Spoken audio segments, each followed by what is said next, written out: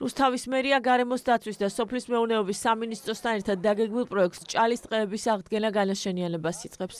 უკვე შეძენილია 10,000 ძირი ენდემური ხემცენარე და პროექტში მონაწილეობის მსურველთათვის სპეციალური ტრენინგები ტარდება.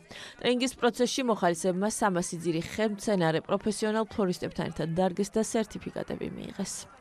აღდგენითი სამუშაოები, რომელიც დღეს ახალგაზრდებთან ერთად დავიწყეთ, დიდი ხნის განმავლობაში ჩვენი გუნდის მხრიდან სამინისტროსთან ერთად მუშავდებოდა იმ მთავარი დოკუმენტით, რომელიც ჭალის ტყის აღდგენას ეხება. საინფორმაციო შეხვედრა გქონდა, სადაც ახალგაზრდებმა პრაქტიკაში ნახეს, როგორ უნდა გავაგრძელოთ ჭალის ტყის აღდგენა. მსგავსი პროექტები გარემოდაცვის და სოფლის მეურნეობის სამინისტროს არის მნიშვნელოვანი და მომავალშიც გააგრძელებს, იმიტომ რომ ეს არის მისი პოლიტიკის ერთ-ერთი მნიშვნელოვანი პრიორიტეტი. რუსთავის ტყეჭალაში დაირგო 300 ძირი ხემცენარე ახალგაზრდებთან ერთად.